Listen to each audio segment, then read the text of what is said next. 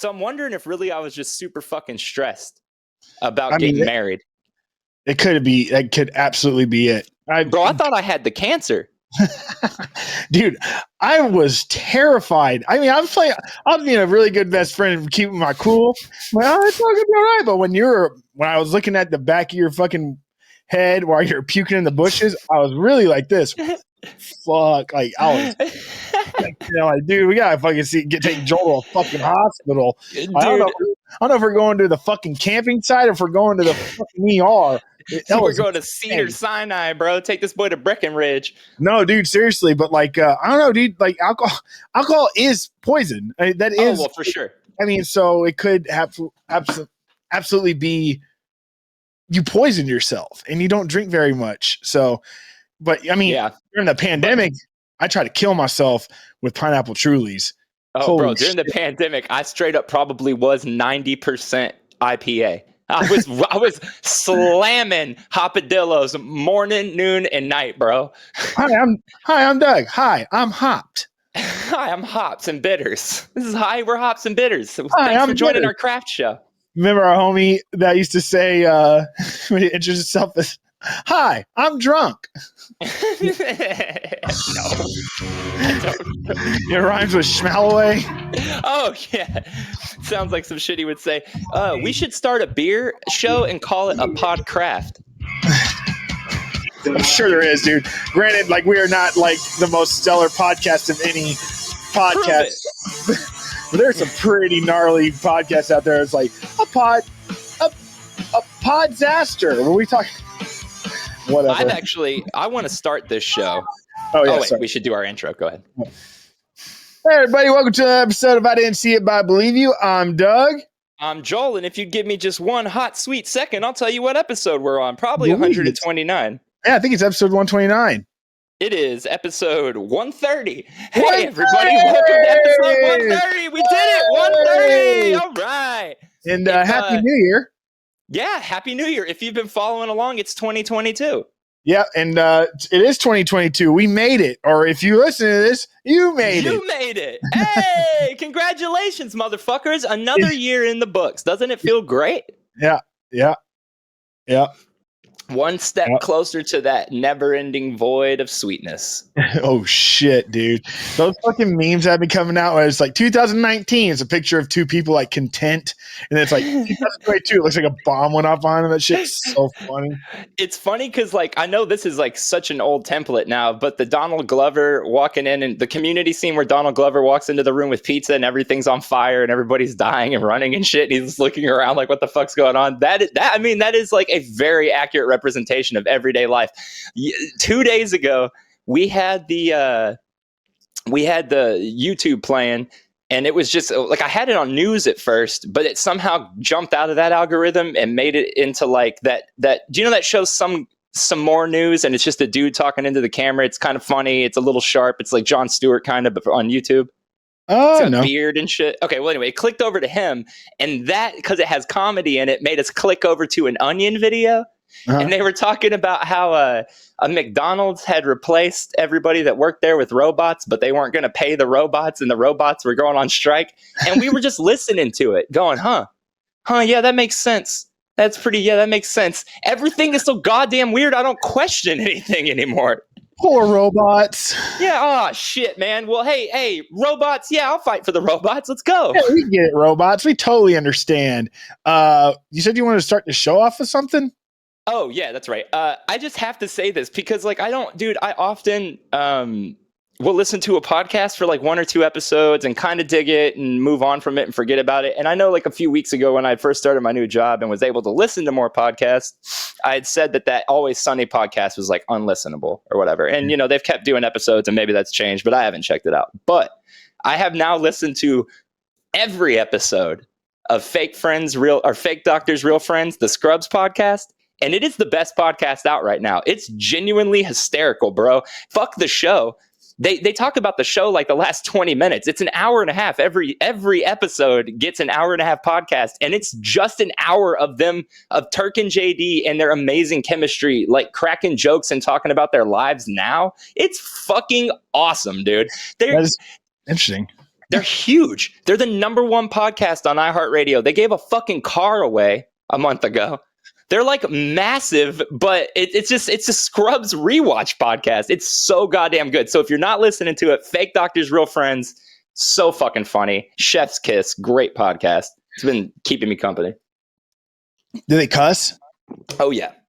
It gets really dirty sometimes. Like also they talk a lot about, because Donald Faison, who plays Turk, he's got like 12 kids and like this gorgeous wife, and he smokes weed all the time. And Zach Braff is the complete opposite. He's dating Florence Pugh. He's a fucking director who makes these artsy movies, and he fucking loves theater. And they just get together and have the most ridiculous chemistry, dude. It's so funny.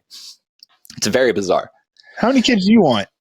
12 or 13, bro, honestly. So I would have always said number in 2022. I would always say, yeah, dude, I'd always say 3, 2 girls and a boy. But now I'm like, we'll start with 1 and see if Earth exists long enough to have another one. I was thinking about maybe like 22, just in case the Earth does come crushing in. Oh, a baker's dozen. A baker's dozen, indeed. You know what a baker's dozen is? 13, right? Yeah, you know why? Because you're always trying to hook it up. No, apparently back in the day, I don't know during which reign and which country this was, but apparently there was a king. And do you hear that? That I got a little bit of a slapback. I think you hear it. My voice is coming back. All right, whatever. Well, it's coming back in my headphones, so apologies if y'all are listening to this and you hear me. Your voice? No, I'm not. I'm only hearing you once, baby. Okay, all good. I'm not stopping it now. What was I saying? So the Kings. There's a Kings and the Baker's Dozen. I missed this. The Baker's Dozen, and I mean, I don't have the. I mean, I got the power of the internet in the palm of my hand. I guess I could look it up. My dick. I get the power. I've got the powder of the internet on my dick. And so the Kings would be like, "Go get a dozen donuts for the court."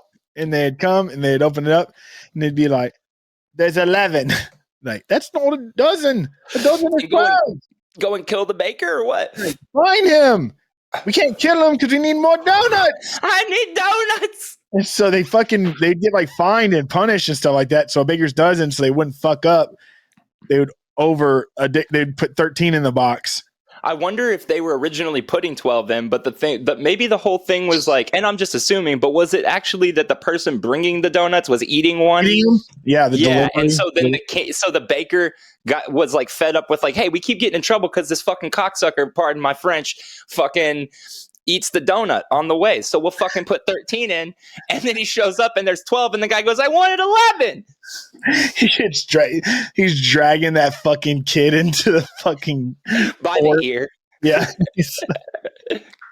Castrates him. Covered in powder. No kids for you. Yeah, speaking of kids, none for you. Off with his nuts. Dude, I texted you the other day, there's a couple of shows that are out right now that I've been fucking binge watching. Mm-hmm. I've watched first season of both of them, but the second season's I'm working. Anyways, if anybody, I'm gonna cut you off real quick and then let you finish. Is this do you have a bunch of shows you wanted to bring up? Because I was thinking we should probably do like a best of 2021 thing, if you wanted to, like our favorite things that we saw this year or listened to. We do that every year. Like now? Like on top of during the episode. So if you have a bunch, maybe. Man, 2022 is definitely not our year to actually put our list together, is it? No, maybe March. We do this every year. I'm like, we do? We do. Every year we talk about our favorite shit at the end of the year. It's just us snapping, looking at the ceiling. I really liked. Sure. And this is okay. So, but I mean, please do tell me what you were going to talk about. This is my top 3 shows of 2021, Joel. It doesn't even have to be like shit that came out this year, just shit you found. Yeah. All right. So if anybody at home, and if you like period pieces just in general, this is a fucking great one. And if you don't like period pieces, and in fact can't stand them, this is still a great show. And you might already know what I'm talking about, Jolie, but on Hulu, they have a show. It's on the second season called The Great. And this show is essentially one of a hilarious and riveting and tear-jerking It has it all, and it's essentially it's a loosely fact-driven story about Very Catherine the loosely. Great. Yes, about Catherine the Great, who reigned over Russia hundreds of years ago, and it is a stellar cast and crew. I don't know any of them. Elle Fanning is Catherine. That's Dakota Dakota. Fanning's sister. Yeah, and so essentially, what I'm saying is there are some, like, you can see some, like, people in that show that Jesus Christ, Joel, you're slurping. I know it's because it's in my mustache. Incredible. It's an insanely good show. It's quick. It's clever. It is the acting in the script and the writing and the actors, like, just putting out those lines is absolutely incredible. And again, if you don't like period pieces, it doesn't matter. I don't like period pieces. Exactly. They really do a good job of it's sharp. Modernizing it. Yeah, exactly. The editing is really fucking sharp. It's like eye candy. And just to tag onto that, it's blue, man. It's raunchy as fuck. And, like, in a really smart way, though. It's like, I don't know, it feels like a mature show with a really immature undercurrent in it. And that's what I like about it. Yeah, really, like, gratuitous sex. Yeah, well, but not in the same way of, like, Game of Thrones. It's gratuitous sex and, like, it's gleeful. It's gleefully hilarious. Weird show. Yeah. They're like, sometimes it's like, well, we have to get this point across. Like, we have to move the story along in this conversation he's having between these two people. What do you want him doing? Fucking. You know what I mean? So it's hilarious in that sense. Like, sometimes it's used as a prop more than anything else, you know? And then, like, also, I've come to find out that in shows in general, like, sex scenes, it's like, man, why the fuck are they spending time? Now, it dawned on me watching The Great, sex scenes take time. They need to fill. They give you, They need to fill minutes. Yeah, you know what I mean? So, like, sometimes, like, dude, we got to fucking stretch this out, or we got to fucking, we have enough script for the story to be perfect for the way we wanted to go, and we still have to put 40 seconds. Yeah, a minute and a half to 40 seconds to a minute and a half in this show. It's like, I don't know, let's throw in a fuck scene. You know, it's titillating. Back in the day, you could put that, so, like, that's what HBO's whole thing was, right? Like, it's not cable, it's HBO, and what they really meant was, we say fuck and show tits, and, like, fuck yeah, they did. Like, dude, the first few seasons of like, okay, and, like, now every TV show does that, and HBO's really calmed down on, like, how they pump shit out. But, like, at the beginning, for those of you who weren't around, or like, because HBO wasn't this ubiquitous thing that just everyone fucking had back in the day. It was like a couple of your buddies had it. Maybe you got it towards the end of being in high school. You know, like me, I got it. Piece, dude. Yeah, I didn't get it. Fuck. Yeah, I didn't have any movie channels until I was, like, a sophomore in high school. But, dude, Oz, The Sopranos, to a way lesser extent, 6 Feet Under. Well, no, I'll take that one out. But, like, Oz and The Sopranos, man, holy shit, dude. Those original seasons, and those shows calm down over time as well. But those original seasons are like scene, fucking, murder, scene, fucking, murder. And it's like, the shows were very much, how far can we push exploitation and titillation while also telling a story? And that's calmed down a lot. But yeah, like, the old school HBO shows, they were still really good, but they were a lot closer to Skinamax than people want to remember. Like, it wasn't always some Academy Award level shit, even if some of the shows turned into it. No, for sure. I mean, yeah, HBO, and especially when it went past 10 o'clock, you're like guaranteed boobies. Dude, Cinemax, I remember they had this show called Passion Cove, and that shit came on like 11:30, 12, and it was like, it had a fucking storyline. It was a show. It had seasons, but it was 95% softcore porn.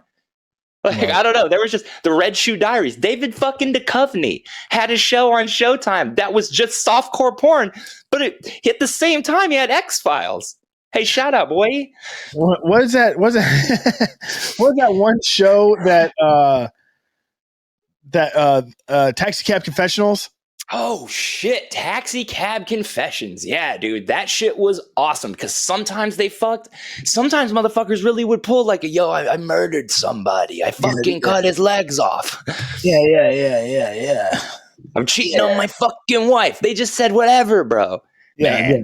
They're like, and at the end, they like turn around and be like, "Hey, I know you just confessed to murdering somebody." That they're Sign actually, this release. yeah, they're like, "Oh yeah, I'm fucked up. I don't give a fuck." I don't give a fuck. Yeah. You know what's awesome? Cash cab for the longest time. I thought that was like a ruse. I was like, no way do you call a cab and get in it and this like because I'm almost always, I know this is a diversion, but I'm almost always fully set on the idea that reality shows are fully fake. Right. And like nothing new under the sun, right? So there's no like such thing as a real surprise on TV. But I found out that Cash Cab, at least at the beginning, really was like that. You would call a cab in New York and get in it, and it was that fucking show. And a lot of times people would be like, get the fuck out of here and take me where I need to go. Like, fucking awesome, dude. Apparently there was, It's like, get the fuck you, motherfucker. Anyway, the great, dude. Awesome show. Sorry, I have the James Webb tracker on the TV, so I'm just seeing where we're at. Dude, you need to, update us. How is the JWST going? All right, so from everything I gathered, it is actually going quite smoothly. Excuse me. So the whole entire part of the expedition where they were going, we talked about the sun shield, right? And the sun shield, every single thing on this, a reminder to everybody, that every single thing on this, on James Webb Space Telescope, JWST, baby. James Webb Space Telescope. It just blows my mind. Not the intergalactic eye of truth. That would be sick too, though. It's like they're not. I mean, what else? You could call it the fucking time machine in outer space. Why don't you just call it Hubble 2?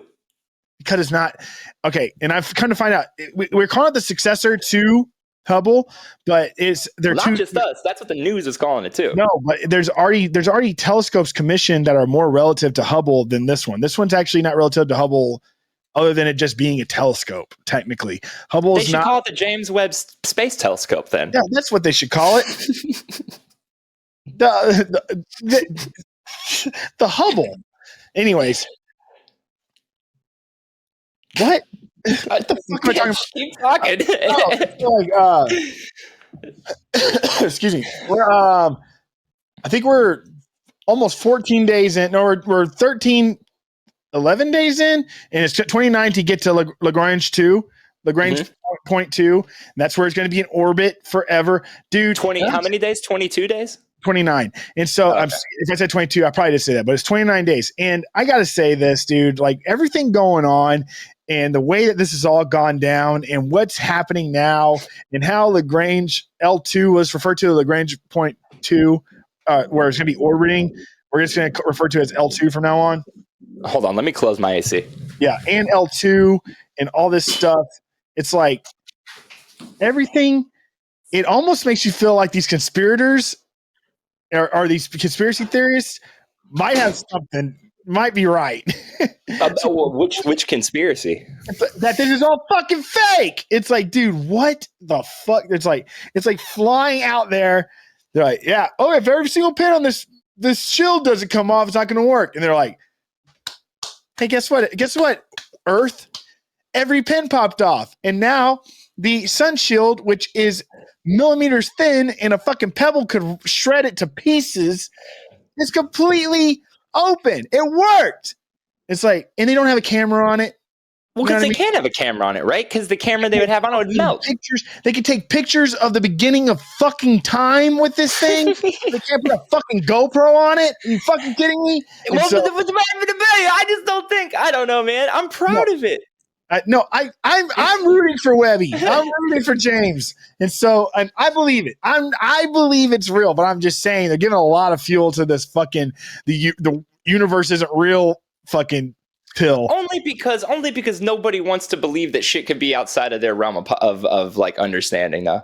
Because like that's what you're saying. You're saying, holy shit, I can't believe this is actually possible. It has to be fake, which is like how all the. I know you believe it, but I know. But I'm saying their mindset constantly is this seems unbelievable, must not be true. Joel, just go on the internet and watch a live tracker. Look at it. I've got a live tracker open right now. Just watch it. You're like, this is the live tracker. It is mediocre. It's like a movie. No, do you have the NASA video up? Because you can watch them working on it, right? I'm watching all the fucking scientists working on it. It's sick, dude. It's like Deep Impact. But they're not on a fucking spaceship. They're on Earth. They're never on a spaceship. Even like Apollo 13. Houston, we have a problem. They're Houston. All I'm simply saying is, okay, so anyways, the James Webb, it is halfway through, and I didn't realize that the deployment, until it's deployed, the deployment, this entire thing that we talked about a few episodes back about the whole entire realm of what it takes for this thing to become operational, and if a single thing doesn't work, the whole thing's fucked. Right. Well, within 98% range, like there are two things that there's one thing that can go wrong and it'll still work, and that's essentially the secondary mirrors coming out. If they don't come out and make it the whole entire shape that we're familiar with, it can still gather light and put in the secondary mirror and then have it turned into information to send back to Earth, whatever. Right. But the sun shields out. The sun shields out, okay? And everything's going on. Now the secondary mirror that I'm referring to is on a boom, essentially, and it's coming down. That's the process it's in right now. And once that's done, those secondary mirrors had to fold out, and then after that, that's essentially the next thing to do is calibrate all the mirrors that are on there to work well, like essentially tuning it. And then from there, they have to use the thrusters and everything. So when it gets to L2, that they can thrust it properly with enough force so it doesn't overshoot, undershoot, and gets caught in that orbit and stays in its new home forever. Now, this is where it gets fucking weird. And I have been watching videos and videos on L2. I don't read about it because I can't read. It's impossible for me to I feel you. Fucking peanut brain to comprehend when I read it. And so there's 5 L points or 5 Lagrange points. All right. And L2 is where we're going. And essentially what it is, a Lagrange point, what I've gathered is when there's multiple sources that create gravity, like Earth and the moon. And when these points where they interact with each other, kind of like if you're in a pool and you're like pulling water this way and push it that way, and it makes up something like that, if you will. Like there's just in the bathtub. Yeah, exactly. There's just there's points where these gravitational pulls in these orbits, when the moon and the Earth or whichever other objects get involved, create these very unique orbits that are like happen in this. That's what's happening. And so essentially, there's this like really special orbit called L2. Well, there's 5 of them, but L2 is one we're focusing on, and it's essentially as if there's a baseball, which is considered like the baseball, and then a plate in front of it. And if you were take your finger and outline that plate. That would be the orbit, that the LT orbit, and this baseball essentially is the moon. Okay, and so what's happening is the moon and the Earth are getting in this one special point because the moon moves with the Earth. Essentially, the orbit's lots. So like L2 is just pretty much steady, and so it gets caught in this fucking L2, and it's just going to be going again, or like as if it's circling a dinner plate for the rest of its life. Which is what again? Remind us, 20 years. Oh, 20 years? 10? 20 years? They're saying 5. we built it for 5. Hopefully we get 10. $10 million. We'll probably hear about it for about 3 years and then nothing else after that. So anyway, so when it gets there, so when you watch how it's happening, it's like, what? And like I'm looking on the map right now, and what's happening, you're like, what? This is what? It's so bizarre. And also, I want to say something about James Webb. If everybody's looking at James Webb right now, the whole entire, even the logo, James Webb is flat like a ship with a sail on it, right? Right. Okay. Just floating, like imagine floating across the ocean. That's how we perceive this fucking telescope, right? Mm-hmm. This telescope in outer space is sideways. And I never thought that you could make something in outer space look sideways, but they sure fucking did. This thing is and it just blows my mind. It's like sideways. It's like, what? It can only go in this 360 perimeter and take pictures. Granted, that's a tremendous amount of universe to take pictures of. It's a great starting point, to say the least. But it's just like, this motherfucker can't even tilt up. Because if it touches, any sun touches the other side of the cold side, it's fucked. Right. It's blowing my mind. It's like kind of like how tanks you can move the gun left to right and up, but you can't move it very far at all down. It won't let you because you could blow yourself up. Now take that tank and just put it found that parallel out. instead of and then shoot a bunch of guns. It just blows my fucking mind. Excuse me, I'm dying. We Earthlings have figured out how to take something and make it sideways in space. Sideways thing is killing me. It blows my mind. And also, everybody, just so you know, this telescope that that was commissioned in the 90s and we spent billions and billions of dollars on and finally got it up there, that's only going to last 5 years. They already have commissioned, like, in progress of building, like 5 other telescopes that are already 10 times better than the Webb.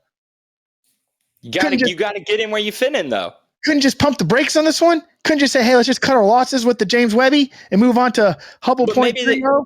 Maybe they need to find out things that only the JWST can tell them before they can send up the next ST. I'm rooting for James Webb. I am. I think this is the greatest thing to happen to humanity. But at the same time, it's just like, if you look at it, it's like, at least the fucking Hubble telescope looks like it's in a fucking cannon. This thing looks like it's going to fucking, like a fucking celestial fart's going to come just knock it into pieces. No, right. Well, I mean, anything could happen, but I just want to point out, because we're revisiting the JWST that we also talked about in that episode, this Russia, China lasers and how they were going to blow up our stars or whatever. And we read in order. We read in order all the headlines, and they got worse and worse and worse. And then that last headline that I read, whatever, a month and a half ago, it's still the last headline. So I guess, hey, like, what did Bush say, ladies and gentlemen? It was Obama, ladies and gentlemen, we got him. Fuck yeah, dude, we got him. Today, scientists, 21 hours ago, scientists from ScienceNews.com, which sounds reliable, say black holes are giant fuzzballs. No, yeah, I've been reading about that. Or watching about that. Okay, I just want to get... Wait. But 4 hours ago, IFL Science, the I Fucking Love Science page, which I think is generally pretty reliable, said black holes cannot lead to other places in the universe.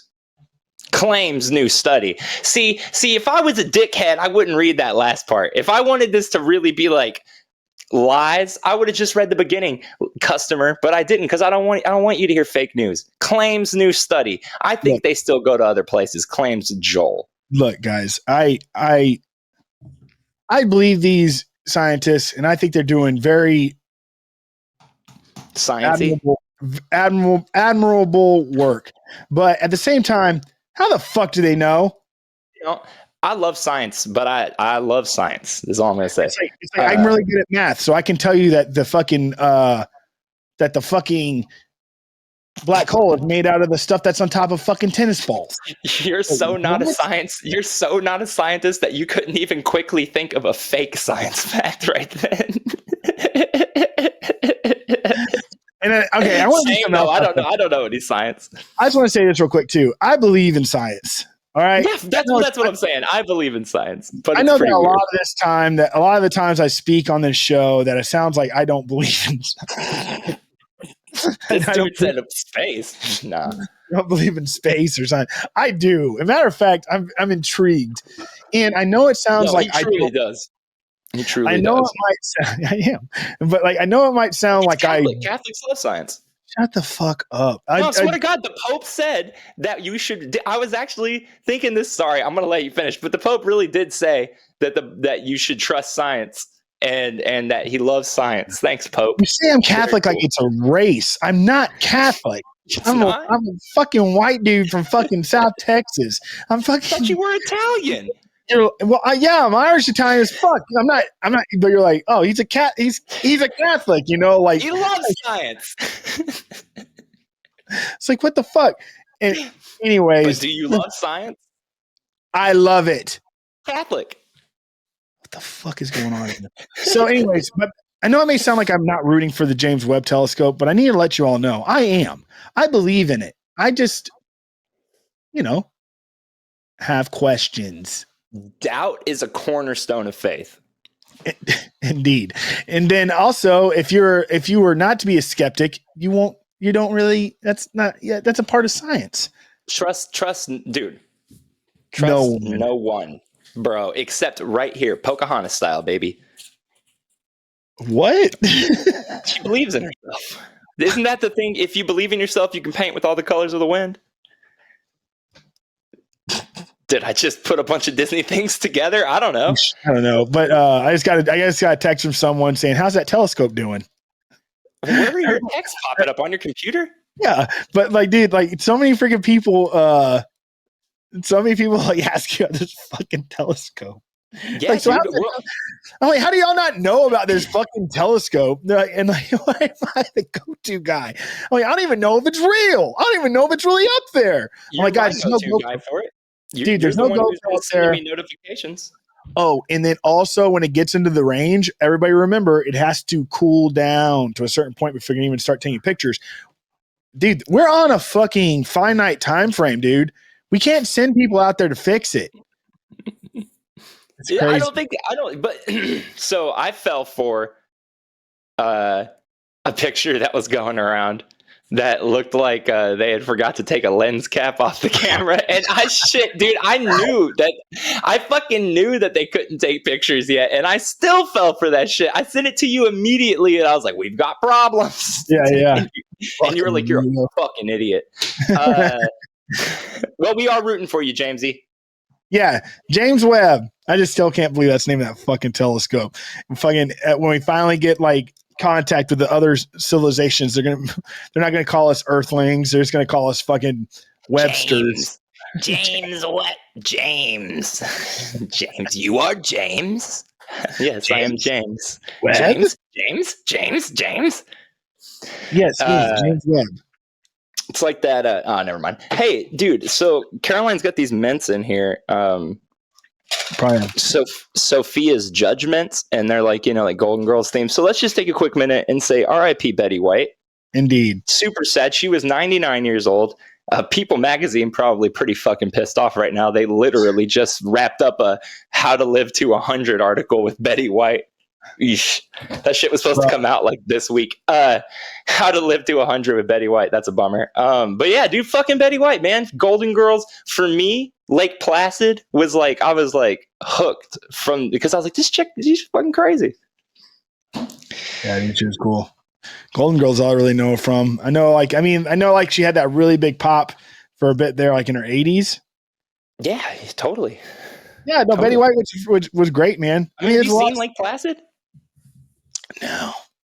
Dude, she keeps a fucking the whole like crux of the movie is that there's this fucking like almost prehistoric sized alligator in this lake, right? And it shouldn't be there, and it's eating all these people. And come to find out, Betty White is fucking keeping it alive and feeding it livestock and shit and people. And it ends with her being like, yeah, fuck yeah, dude. Like, let's kill more people. She's got had babies and she's hiding them. And she's like foul mouthed and shit. And it was the first thing I ever really saw her. And so I was like, yo, this old woman cussing and keeping crazy alligators. What a wild lady. Yeah, she apparently was a progressive person in her time. So that's really cool. Yeah, she back in the day was, I love everyone. Fucking no. R.I.P. to her though. Hey, yeah, I saw some fucking movies in the past week, and I just gotta get them off my chest because they were so fucking good. Like I saved so many 2021 movies for this week, and they were all really fucking good. So I'm just go down the list real quick. Licorice Pizza, new Paul Thomas Anderson movie, absolute banger, so fucking good. A lot of people are fucking pretty uncomfortable with the age difference between the two leads, but like, frankly, to me, it was not that big of a deal. It's a lot like Almost Famous. It's not like they fucking hook up or anything. You know what I mean? He's supposed to be 16 and she's like 25 or whatever, and he's just infatuated with her, and she's infatuated with him because he's charming and what have you. But like, it's not. They don't even fucking like they kiss. Spoiler alert. Once at the end. It's like, I don't know. It felt like Almost Famous to me. The movie's a really nice little time capsule of the 70s and the Valley and shit. And it's just cool. And then I saw Red Rocket, which, okay, so like there's this filmmaker named Sean Baker. And he made a movie called The Florida Project a few years ago with Willem Dafoe, and everybody loves that movie. His thing is that he kind of like focuses on sort of like the beaten and downtrodden and like the like darker, sadder corners of Americana, right? Like poverty and shit. But his big thing with making movies is he puts like one recognizable real actor in it, and then everyone else is just a real person that he finds and gets to be in the movie to represent these people or whatever. And it's very interesting. But he made this movie Red Rocket, and it stars Simon Rex, who most people will know as the dude from Scary Movie 3, who's like the rapper. He's like the Eminem joke character or whatever in Scary Movie 3. I know him as an actual rapper named Dirt Nasty, who was pretty popular in the like mid 2000s and very vulgar and drug oriented. And the dude always seemed like an absolute whack job. I thought he was hilarious. I loved him, but I always thought like, oh, this dude's like an actual drug addict fucking guy. He's got serious problems and shit. But dude, he fucking stars in this movie, and he's easily the most magnetic performance this year. Like fucking top 10 performances I've seen in a long time, dude. And the movie is raw, man. So it's about this guy who's a porn star who, you know, fucking life kind of crashes down in Hollywood. So he runs back to his small Texas town that he's from, Texas City. And he gets there. And really? Yeah. And he gets there and he fucking finds his wife and her mom, who are like these very obviously like drug addicted people. And they fucking, it's a very raw movie. He basically grooms a 17-year-old through the whole movie. It's very, very raw, but it's fucking incredible. It's so good, dude. And it's like very uncomfortable watch, but like a really interesting look at so like, it's not a comedy. It is a very, very funny, very serious movie. That's the thing with his movies. He finds a way. It's not unlike like a Harmony Korine, who kind of uses the environment and the people in that environment to tell a story. But Sean Baker is much more like trying to tell a story that most people can get on board with and understand. But this one is pretty uncomfortable. Like it's a very dark story, but you're not supposed to think this dude is good. It's not glamorizing what this dude's doing. It's if anything, it's a cautionary tale for young women, and not, like, hey, look how cool this dude sucks, but he's incredibly charismatic as this guy.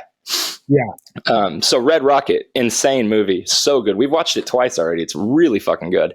And then we watched, so I'll skip this one because you watched it too. But then we watched a movie called Mass, which so fucking uncomfortable, but I cannot recommend it enough. It's 4 people in a room talking for 2 hours. That's it. It's 2 families. It's two sets of parents. One are the parents of a school shooter. The other are the parents of one of the people the kid killed. And they just have a conversation. No, it's a movie. Okay. It's incredible. And it starred, did you remember that movie Compliance that came out right around when I moved back to Austin, where the guy calls the burger restaurant and tells him he's the cops, and they make that girl like strip and stuff? You saw it with me. Okay, well, it doesn't matter. It's that lady. But the girl from the Goonies with the glasses? Yeah. She's in Raising Hope. Yeah, Martha Plimpton. She's the lead in this, and she's fucking incredible, dude. Like, fucking incredible. Her and Ann Dowd, the other woman in this, they cry for 2 hours straight, and it's like so believable and raw. I don't know, great movie. So anyway, check those 3 out. But then, did you watch Don't Look Up? Yeah. Okay, let's talk about Don't Look Up. You go first. I've been talking a lot. What did you think of it? I thought it was pretty cool. I mean, I need to rewatch it, but I didn't go into it expecting it to be good. Mm-hmm. But me either. I'm kind of happy I went that way because it made me really enjoy everything, especially the fucking ending. The ending was fucking dope. That's all I really got to say. The actual ending or the mid-credit scene? The Meryl Streep was fucking killer. The actual ending? She was killer. The actual ending or the mid-credit scene? What's a mid-credit scene? The scene that happens midway through the credits. Did you not watch that far? Oh, yeah, I saw that when they're all naked. Okay, I hated that scene, by the way. Yeah, no, and I didn't like that either. You're talking about the dinner table scene? So the dinner table scene was beautiful. One of the most poignant. Alert. Oh, yeah, my bad. Well, we didn't say what happens. We just said dinner table. It's beautiful. Like Yeah, that ending, too. dude, that shit got to me, bro. When they're just like, I guess we had everything all along. We really had everything, huh? Like, man, dude, that's crazy. And his prayer. Okay, so I'm not a big fan of Timothy Chalamet, but he's really been winning me over this year with Dune and French Dispatch and this. I just really don't like that Call Me by Your Name movie. You don't like what? That Call Me by Your Name movie. That fucking weird. And that's what I know him from originally. So I've always had a weird taste in my mouth for him. Dune. This year he's really Dune, French Dispatch, and this. He's really won me over, kind of. Oh, Atreides, dude. He fucking kills it. He did kill. Yeah. But he kills in Don't Look Up, too. He's hilarious in that movie. But that's what I was going to say. His prayer that he says at the end it's excellent. It's wonderfully written. It's like one of the most respectful, like realistic prayers I've heard in a movie. It's just so weird. It like comes out of nowhere, and it really is like a beautiful moment to end the movie on. Yeah, it definitely it's definitely littered with some serious truths about our modern society. Sure. Yeah, that will see, and that's kind of like what one of my my main issue with the movie is. It's about as subtle as getting punched in the face. You know what I mean? Like, it's not exactly clever in what it's trying to say. We've all been saying this. Yeah, well, that's the point. But at the same time, we're all talking. That's a movie. Like, it puts it in a perspective where everybody can actually see it. So that's really good. And then also, I really like the whole entire approach they took with Leo, and I've never seen him play a role like that. So that's pretty cool. Weird, right? I saw somebody say Academy Award for Leo for for playing a guy who pretends to like can't even talk. They said Academy Award to Leo for acting like a man who likes women his own age. And I thought that was pretty funny because, I've never seen, he does hook up with two chicks his own age in this movie. Yeah, well, also what he does is, not him, but what they do is they really lean into like, hey, we're taking one of the most beautiful persons known on the planet and we're disguising him as a dork. And they really lean into him being a good looking guy still. That was pretty clever. I thought, when he finally starts getting on the covers of magazines and shit, I was laughing pretty hard because that's kind of what he looks like now. Look, I'm not hating on Leo. I love Leo, but can we all take a second and realize that he's worthy? Do what? Is this performance nomination worthy? Is that a contender? I hope not, dude. I didn't think the movie was anywhere near that good. I enjoyed it, but it wasn't anything. I didn't think it was anything special. But go ahead. I'm sorry. I was just gonna say, like, I think we all need to acknowledge that, like, beautiful Leo is gone, dude. He is very quickly morphing into Jack Nicholson. No, he's not. He's morphing into more of Paul Newman. Easy. He's aging. Really? You think? Dude, oh no! You know what? Like, the new Paul Newman. The new Paul Newman is easily Brad Pitt. Easily. Yes. Now that's something I can fuck with. Or like a Paul Newman and Robert Redford kind of mixed together is what I get. You know the Robert Redford. Okay, no. So Paul Newman is all right. So the new Paul Newman, Brad Pitt. The new Richard Gere. Tom Cruise, maybe. Well, maybe they're the same age. Nah, dude. Richard Gere and Tom Cruise pretty much the same. Well, maybe a little difference, but maybe the new Redford. Maybe the new Redford is Leo. Yeah, maybe. I mean, Redford did a lot of politically driven. You're kind of not far off because Redford in his later career did a lot of like politically driven movies, and Leo seems to be going down that path. I think and they're the most great Gatsby. That's true. Pitt is like, dude. Pitt's like. I look at shit like Moneyball, and even like to a lesser extent, like Once Upon a Time in Hollywood, and he plays these like really kind of quiet characters now, like reserved but like confident. You know, they're probably to the point where they got to the point, all that his directors and film writers are like, man, he really brings people into the box office, but I'm really starting to figure out he's not a very good actor. Sometimes he is, though. It's crazy. But I was just about to say it. Every time I rewatch Seven, I forget just how, like, I don't know, loose he plays that character. It's a very out there performance. Like, I don't know if it would really connect in most movies. It works in Seven, but he's really not very good in that movie, even though I love Brad Pitt, and I love all of his fucking movies. Like, I can watch all of them. Sure, and I actually enjoy it. But he phones in. You might as well just put the guy holding the cue card on the fucking camera sometimes. Well, even though what is going on with my sound? Did you hear this difference that happened? We're having a weird episode. 2022 is acting weird on us right now. Yeah, I'm not sure what happened with the mic right now, but we'll just leave it alone. But yeah, I really liked it, but that movie Ad Astra that came out a couple of years ago, where he was just sad about his dad the whole movie, we were calling it Dad Astra or Sad Astra. He for that movie, as much as I like it, this motherfucker really is on sleepwalk mode through the entire thing, dude. His voice never rises above this level. Mother, father, what have you done to me? I could have been in that fucking movie, bro. Are you kidding me? He does this the whole movie.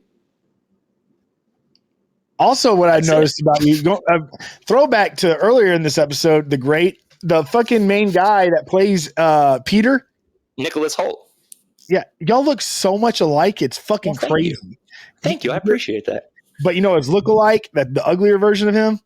Who? That's more nail on head for you. Yeah, I'll take it. Anyways, I am just glad lanky weird dudes are becoming leading men right now. Like cousin Greg from Succession is literally one of my favorite characters on TV right now, because he is so just like one of us getting to be on this show. He hasn't even gotten we're 4 seasons into this. Is like one of the best shows ever made. He's a main character, and he's the only one who hasn't had a moment that's like rises above being the comedic relief. And I kind of fucking love it for that. He's so just out of place there, but it works so fucking well. Succession, dude. Best show ever. Noted. Also, your mic is sound different, so our apologies. And also apologies for our long break. Just near the holidays. Tell them about the holidays. Now it's much worse. Okay, hold on. Oh my god. But one movie that I did watch. This is I don't know. This is not 2022. What? How's that sound? 2021. Much better. A lot better. Okay. Yeah. Just I know. I'm gonna tell you what I did. I had I somehow accidentally mapped the gain control to the roller on my mouse. I had the gain up at like 20 right now. Good. That's good. Sorry, guys. I apologize for that. So there's a movie that's out on Netflix that has Timothée Chalamet in it, and it's called The King. Oh shit! Yeah, that's been out a couple of years. That's a good movie. It hasn't been. I just saw it, and I'm like, I gotta watch this fucking thing. That's like pre-COVID, like for sure. I watched that when I still worked. Yeah, I watched that when I still worked at the bookstore. Well, shit. Well, throwback big time, I guess. But anyways, talking about the Robert Pattinson one, right? Yeah. It's been out for a while. The other day. I watched it, and dude, I was fucking glued to the TV. If y'all want to watch a fucking fucking gnarly fucking period piece done really well, that is a good fucking movie. Yeah, I haven't. So I'll add to that just because I know Caroline would want me to. I still haven't fucking seen this, but everyone that I know besides you, I think, has basically told me how much they love this movie. It's very similar, like a very harsh period piece. It's called The Apostle. It's also on Netflix. I want to see that. Apparently, it's fucking insane. But I just have never, dude. I'm very, very. You could sit me down in a room at almost any given time and pick almost any genre of movie, and I'll be down. You know what I mean? But when it comes to period pieces, bro, I need like a month's notice that we're watching it so I can mentally prepare myself to be bored out of my fucking mind for 3 hours. And they are such a tough sell for me, dude. And this year I already was with The Great and The Green Knight and fucking and The Last Duel, which I just saw and thought was great. But like, I can't fucking handle too many more fucking period pieces. And just while I'm on this little mini rant, please fucking stop making movies 3 hours again, bro. Nobody wants this. We went, dude, every movie I brought up, everyone that we just talked about is at least 2.5 hours long, and that is wrong, bro. That is wrong. Movies do not need to be that long, guys. Cut them the fuck down. Last year, I saw a movie called Host. It was one of the best, funnest times I had watching a movie last year. You know how long it was, Doug? 54 minutes. 54 minutes, and that was perfect. I never had to pee. I never was like, oh, let's pause this for a second. Oh, you know? Please don't make it movies that long. How long was the new Spider-Man? Too long, even though I loved it. Damn near 3 hours, bro. Maybe that's why I kind of really got insufferable about my point of view, because it just dragged on so long. And then also movie this year. And when they killed Mortal Kombat was like 2 hours, dude. No, was it? Was it? I feel like it was, dude. Everything this year's been so fucking long. I know Godzilla was like 2:15, which is outrageous. Hey, are we coming on the year of Snowpocalypse? Yeah, like next week. Dude, remember that shit? Because I moved here on the 13th or the 11th, and it happened like 4 days later. So next week is going to be it. Yeah. Today's the year since our my baby's first insurrection. What? It's January 6th. Oh, The yeah. Capitol. Baby's first insurrection. Oh, baby's cool. little coup. Yeah, that went well, didn't it? If you give a mouse a Coup-Ie. Stupid as fuck, bro. That's the dumbest joke I've said on here in a long time. Did you make that up? Yeah. That's fucking dumb. God damn it. That should be the name of this fucking episode. If you give a mouse a Coup-Ie.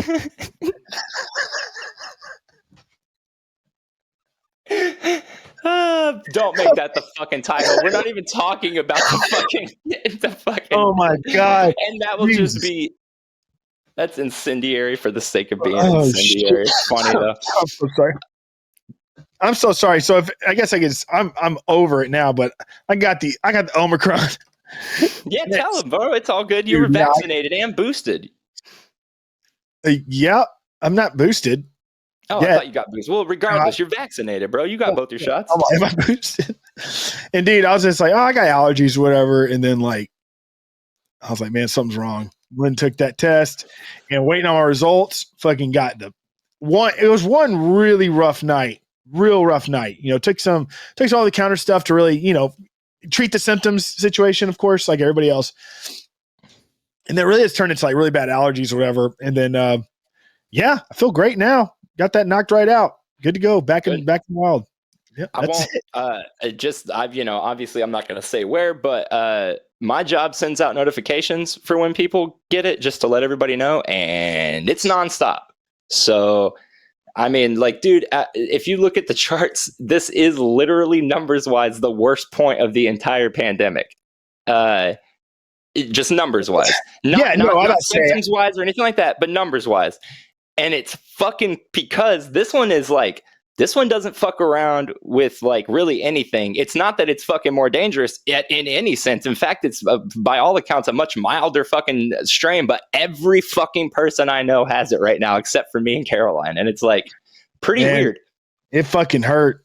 I can't lie. It was fucking uncomfortable. But dude, this is a weird thing. And I don't know. A lot of people don't relate to this, but whenever I break a fever, it's I wake up in pools of sweat ever since I was a little kid. Yeah, everybody. So many people are I don't do that. That doesn't happen to me. I'm well, I don't know what the fuck's wrong with you. That's what breaking a fever means. Dude. But, and essentially what it is your body's finally done, kills everything. And essentially it's just dumping out all this stored water to cool your body back down to 98.6. That's what's happening.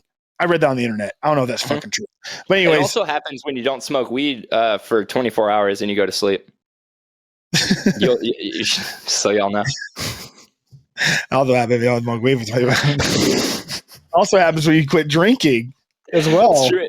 It also happens when you just stop treating your body like a fucking Six Flags. Your body, all your cells are just looking at your brain going, but anyways, what are you doing up there, asshole? And so, anyways,